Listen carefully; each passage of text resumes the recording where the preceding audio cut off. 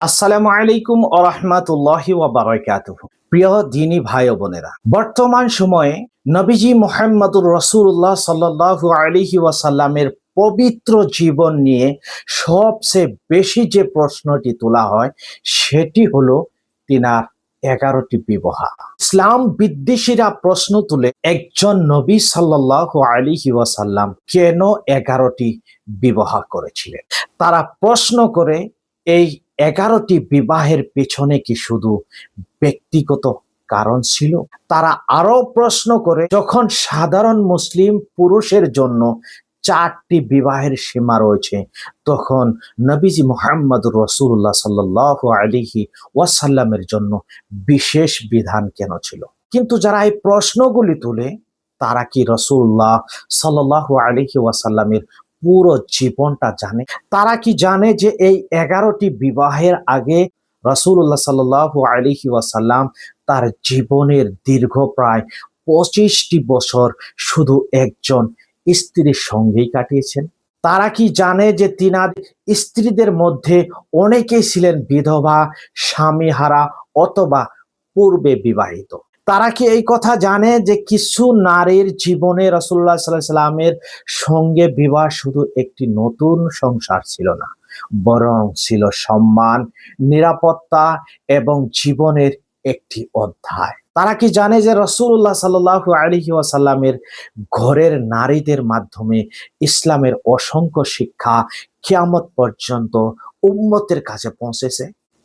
আজ কাউকে আমি গালি দেওয়ার জন্য আসিনি, আজ কারো সঙ্গে ঝগড়া করতেও আমি আসি নাই।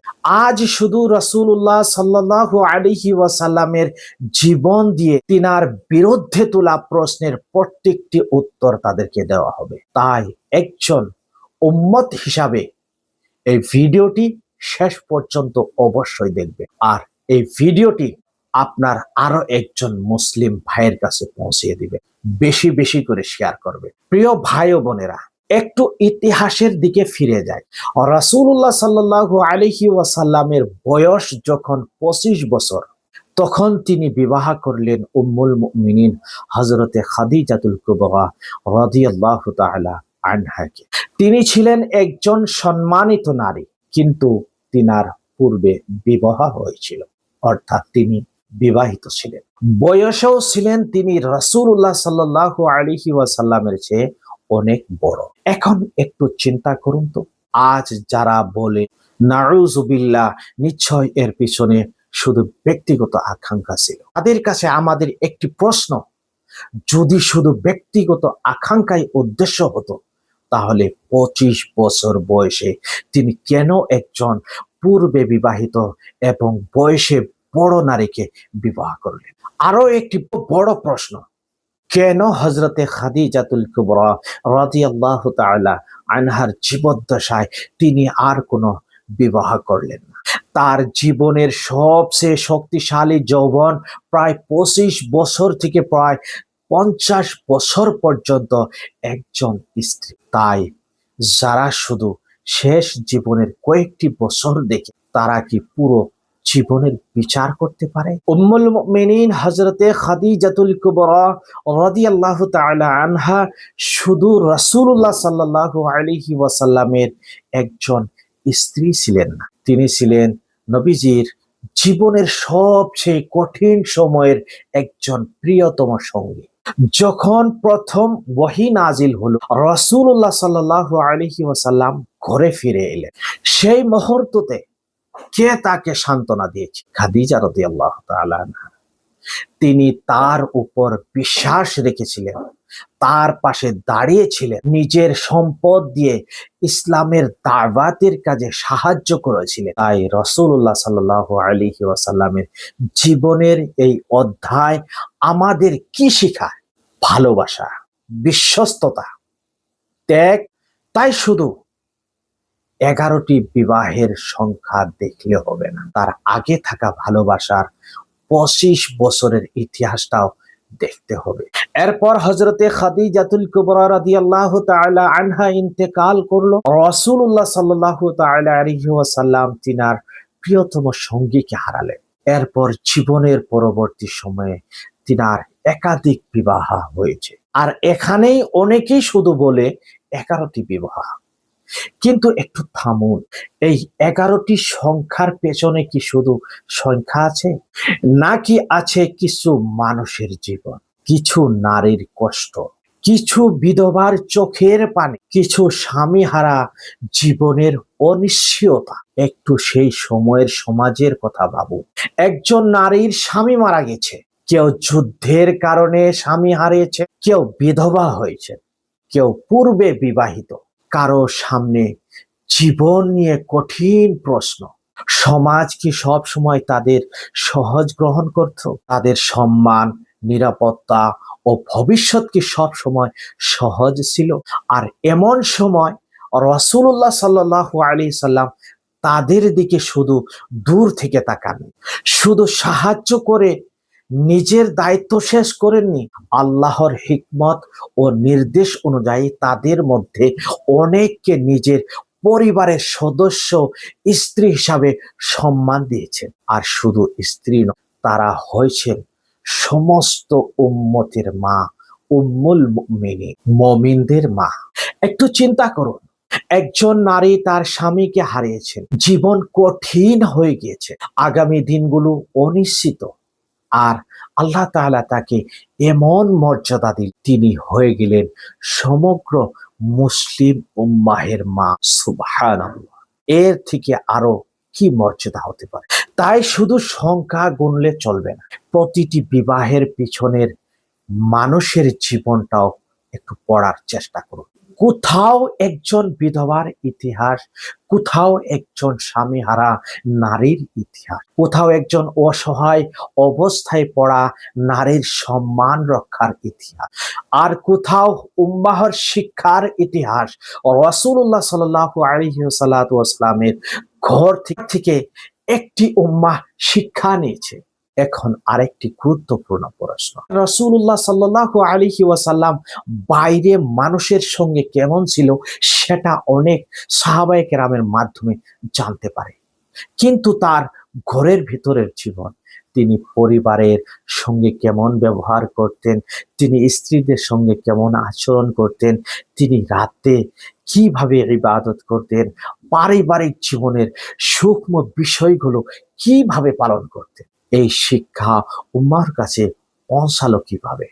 উম্মুল মুমিনিনদের মাধ্যমে, বিশেষ করে হযরতে আয়েশা রাদিয়াল্লাহু তাআলা আনহা রাসূলুল্লাহ সাল্লাল্লাহু আলাইহি ওয়াসাল্লামের ঘরোয়া জীবন, পারিবারিক শিক্ষা এবং অসংখ্য দ্বীনি বিষয় উম্মাহের কাছে পৌঁছে দিয়েছেন। তাই রাসূলুল্লাহ সাল্লাল্লাহু আলাইহি ওয়াসাল্লামের ঘর শুধু একটি ব্যক্তিগত ঘর ছিল, সেই ঘর ছিল একটি বিশাল শিক্ষালয়, যেখান থেকে কিয়ামত পর্যন্ত মানুষ শিক্ষা নেবে। রাসূলুল্লাহ সাল্লাল্লাহু আলাইহি ওয়াসাল্লাম শুধু কথা দিয়ে সমাজ পরিবর্তন করেনি, তিনি নিজের জীবন দিয়েও মানুষকে শিক্ষা দিয়েছেন। সে সময় এমন কিছু সামাজিক প্রথা ছিল যেগুলি মানুষ অত্যন্ত কঠোরভাবে বিশ্বাস করত। কিছু ভুল ধারণা শুধু কথায় ভাঙা সম্ভব ছিল, মানুষকে বাস্তবে দেখাতে হতো। আল্লাহ তাআলা রাসূলুল্লাহ সাল্লাল্লাহু আলাইহি ওয়াসাল্লামের জীবনের মাধ্যমে সমাজের কিছু ভুল ধারণা ভেঙে দিয়েছেন। তাই তিনার কিছু একাধিক বিবাহ ছিল উম্মাহের জন্য শিক্ষা, সমাজ সংস্কারের শিক্ষা, মানুষের ভুল ধারণা সংশোধনের শিক্ষা। তাই আজ শত শত বছর পরে দাঁড়িয়ে সেই সময় ইতিহাস বাদ দিয়ে শুধু একটি সংখ্যা দিয়ে বিচার করা কি নেই বিচার? এখানে আবার প্রশ্ন তোলা হয়, যদি সাধারণ মুসলিম পুরুষের জন্য 4 জন স্ত্রীর সীমা থাকে, তাহলে রাসূলুল্লাহ সাল্লাল্লাহু আলাইহি ওয়াসাল্লামের জন্য বিশেষ বিধান কেন ছিল? উত্তর হলো, রাসূলুল্লাহ সাল্লাল্লাহু আলাইহি ওয়াসাল্লামের জন্য আল্লাহ তাআলা কিছু বিশেষ বিধান নির্ধারণ করেছিলেন। এসব বিধান সাধারণ মুসলমানদের জন্য ছিল না। তার জীবন ছিল শুধু ব্যক্তিগত জীবন নয়, তার জীবনের বহু বিষয় ছিল উম্মাহকে শিক্ষা দেওয়া, দ্বীনের বিধান বাস্তবায়ন করা, সমাজকে সংশোধন করা এবং মানবতার জন্য দৃষ্টান্ত রেখে যাওয়া। তাই তার বিশেষ বিধানকে সাধারণ মানুষের বিধানের সঙ্গে এক করে দেখা মোটেও ঠিক না। আজ কেউ যদি আপনার সামনে বলে যে তোমাদের নবী 11টি বিবাহ করেছিলেন, তখন রাগ করবেন না, শান্তভাবে বলবেন, আপনি শুধু সংখ্যাটা জানেন নাকি প্রতিটি বিবাহের ইতিহাসও আপনি জানেন? আপনি কি জানেন তার যৌবনের দীর্ঘ সময় তার সঙ্গে কেটেছে? আপনি কি জানেন কেন পরবর্তী জীবনে তার একাধিক বিবাহ হয়েছে? আপনি কি জানেন তার স্ত্রীদের মধ্যে কতজন বিধবা বা পূর্বে বিবাহিত ছিলেন? আপনি কি জানেন কিভাবে রাসূলুল্লাহ সাল্লাল্লাহু আলাইহি ওয়াসাল্লামের পরিবার থেকে উম্মাহ অসংখ্য দিন শিক্ষা পেয়েছে? তারপর বলবেন 11টি বিবাহ বলা খুবই সহজ, কিন্তু 11টি জীবনের ইতিহাস জানা অনেক কঠিন। প্রিয় ভাই বোনেরা, রাসূলুল্লাহ সাল্লাল্লাহু আলাইহি ওয়াসাল্লাম ভালোবাসা শুধু দুরূদ পড়ার নাম নয়, তিনাকে জানা এটাও ভালোবাসা।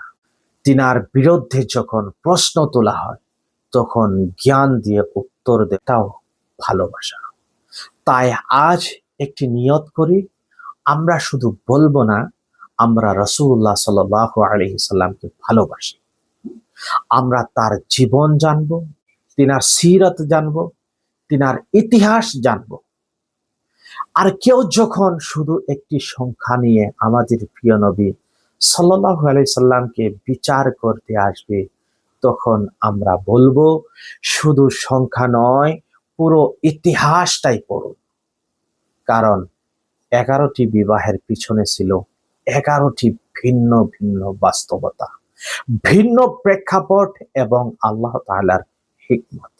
আল্লাহ আমাদের রাসূলুল্লাহ সাল্লাল্লাহু আলাইহি সাল্লামকে সত্যিকারে ভালোভাবে ভালোবাসার তৌফিক দান করুন, আমিন। প্রিয় দিনী ভাই বোনেরা, আজকের ভিডিওটি অত্যন্ত গুরুত্বপূর্ণ।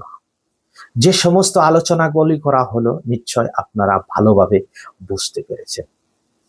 ইসলাম বিদ্বেষীরা অনেক সময় অনেক প্রকারের প্রশ্ন করতে থাকেন, নবীজিকে নিয়ে কটূক্তি করতে থাকেন, কিন্তু আমরা তার উত্তর জ্ঞানের সাথে তাদেরকে দিয়ে যাব।